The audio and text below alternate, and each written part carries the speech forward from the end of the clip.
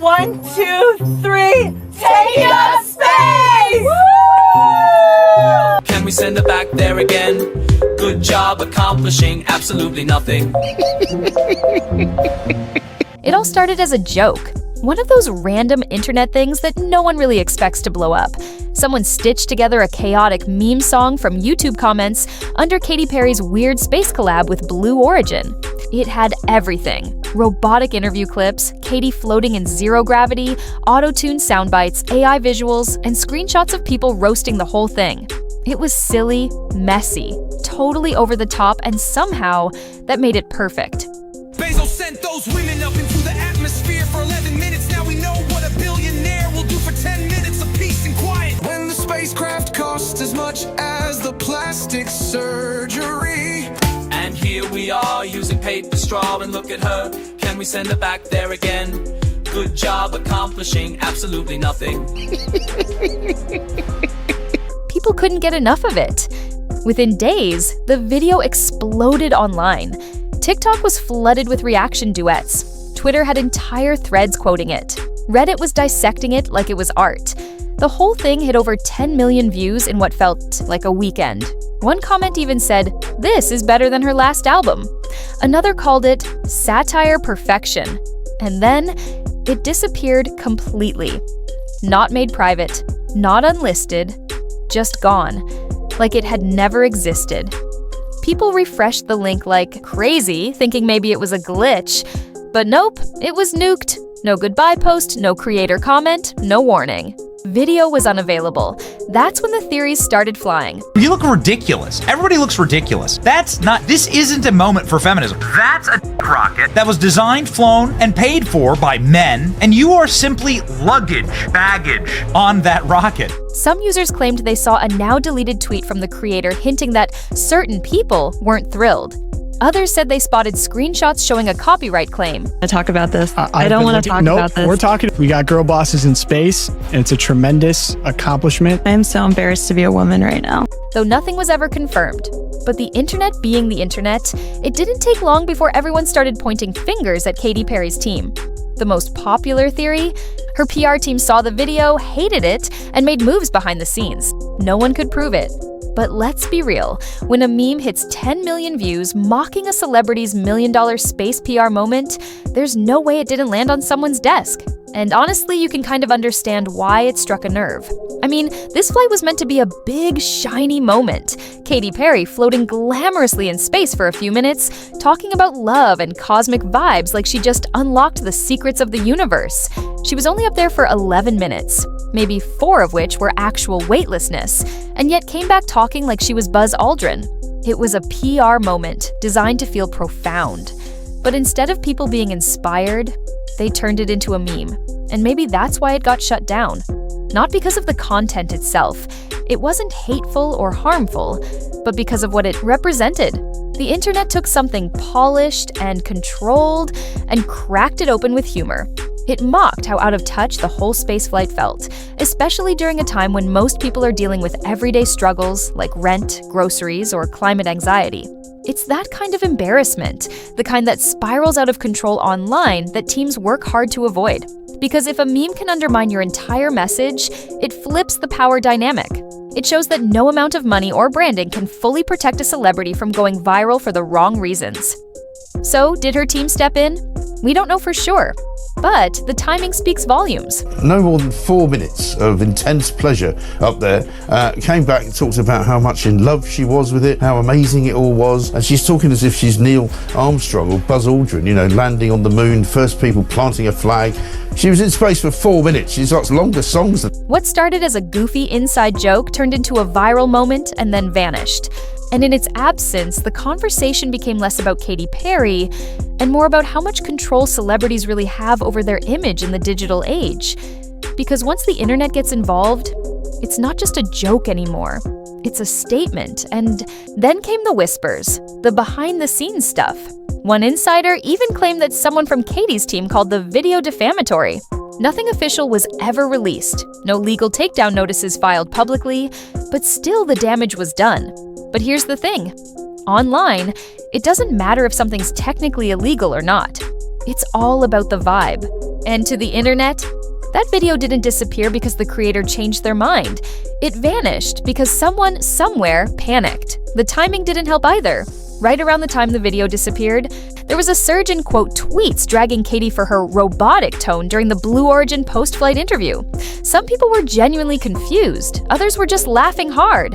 I mean, watching Katy Perry kiss the ground when she got out, you would have sworn she'd been trapped at the space station for 3 years. I mean, it was an 11-minute journey, okay, from takeoff to touchdown. It's not like she went to Mars. Then someone found this ancient promo clip where Katy, back in the day, doing space-themed ads for a perfume launch. It was all glitter and cosmic vibes, and suddenly it clicked. Katy Perry, queen of the manufactured moment. The meme wasn't just funny anymore, it was cutting, because it pulled the curtain back. It exposed this huge gap between the glossy image and the kind of weird, cringy reality behind it. This is the same Katy who gave us Teenage Dream, a song that basically defined an era, now being clowned for floating through a PR space mission like a branded astronaut. And the weirdest part? No one from her camp said a word. No tweets, no press release. No, we loved the creativity but had to take it down type of post. Just radio silence, the kind of silence that feels like a strategy.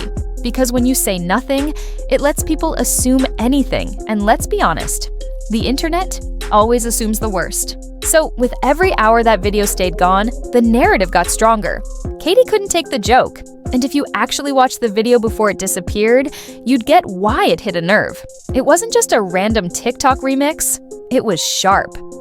The creator had spliced together her Blue Origin clips with old interviews, voice tuned to sound eerily Android-like. It looped her saying things like uncharted frontiers and weightlessness over this electronic beat that felt more dystopian than inspirational. There were side-by-side shots of Katy floating awkwardly in zero gravity, next to cartoon aliens, retro sci-fi clips, even black and white women fainting dramatically. People weren't laughing because they hated her. They were laughing because they missed her. Because this new version, the one in spacesuits and awkward interviews, didn't feel like the Katy they remembered. And maybe that's why her team pulled the plug. Not because the video was mean, but because it hit too close to the truth. And just like that, the message was clear. Joke's over. But the internet doesn't work like that anymore. You can't yank something off the stage and expect people to forget it existed. In fact, the second you try to delete it, you've already made it more important than it ever was. Because now it's not just a meme. Now it's a story. People started screen recording, re-uploading, dissecting every frame. They turned the takedown into part of the spectacle, the missing piece that made everything click. Like, oh, she saw it too, it got to her. And that's where things get messy. Because the creator didn't say anything, but they didn't have to. The silence from Katy's camp practically filled in the blanks. Suddenly, it wasn't just a video mocking a mid-career rebrand. It was a case study in how tightly controlled celebrity image-making really is. How even a 90-second meme can feel threatening to a persona that's been carefully shaped over decades. It wasn't personal, at least not at first. The video was smart, satirical, the kind of cultural critique that thrives online. But when the response is to shut it all down, that makes it personal. It shifts the tone from laugh with us to don't you dare laugh at us. And that's the problem, because fans want to laugh. They want to feel in on the joke. That's how you stay relevant, by showing that you get it, even when the internet roasts you a little. Think about how other artists lean in, meme themselves, play the game. Even Taylor Swift learned to wink at her own mythology. But Katy's team seems allergic to that. It's like they still think control equals power. But on today's internet, control equals suspicion. Because when you disappear a meme, you don't kill the message, you amplify it. You make it a symbol. And in this case, the symbol is Katy Perry floating in zero gravity, trying to look inspired while the world sees it as desperation. That's the tricky part. The meme didn't just mock her. It revealed something. It peeled back the glossy PR layer and asked, is this who she really is now? And maybe that's what stung the most. Not the auto-tune, not the edits, but the idea that the audience and the fans were starting to feel that disconnect. That the Katy they once knew, the one who gave them bangers, had become a brand too polished to breathe. That's why the silence doesn't help, because the longer they say nothing, the more it confirms what the meme hinted at. That somewhere along the way, the music stopped feeling real, and in the end, That's what the internet was mourning. Not just a glitchy space promo or a botched rollout, but the loss of someone who once made pop feel alive. And if they don't speak soon, the silence might just become the loudest message of all. Most creators don't have the resources to fight back. No lawyers, no legal budget, just a channel they're trying to keep alive. So when they get that carefully worded message, just a friendly nudge wrapped in corporate politeness, they usually cave. Especially if it ends with something like, "We trust you'll make the right decision." That's not advice. That's pressure disguised as diplomacy. And honestly, if it was a bluff from Katy Perry's team, it was a pretty smart one. No public mess, no headlines, no back and forth. The meme just vanished, quietly and cleanly. But here's the kicker. That silence, it sparked the noise. Now the internet's asking the real questions. Where's the line between parody and takedown? Is this censorship? Or was someone bullied into silence? And with every new thread, post, and comment, the optics just keep getting worse. Because trying to bury a joke doesn't make you look strong. It makes you look afraid of being laughed. Katy's radio silence is only adding fuel. No tweets, no shade, not even a reaction meme, which used to be her thing. And while her PR team stays quiet, everyone else is talking louder. Entertainment lawyers on Reddit calling it soft intimidation. PR folks on LinkedIn using it as a case study in how not to handle viral backlash. Even fellow artists throwing subtle jabs online with no names. But we all know who they mean. What started as a joke has turned into a litmus test for celebrity self-awareness. And right now, Katy's team is failing it. What makes this even wilder? The artists who came up with Katy, her own peers, embrace internet chaos. Lady Gaga, she reposts memes about herself on the regular. Taylor Swift, once terrified of online jabs, now she plays along and weaves it into her narrative. But Katy? She's always felt guarded, carefully scripted, PR approved. That kind of control worked in 2010. But today, this world is ruled by meme culture. And it's not just her. Her team's gone dark. Her label, silent. Even Blue Origin, the company that literally helped launch her space promo, isn't saying a word.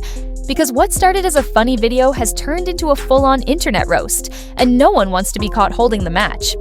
But here's the kicker. When everyone else is reacting and you're the only one staying silent, people assume the worst. That's silence. It's not power, it's panic. And that's the real PR disaster here, not the meme itself.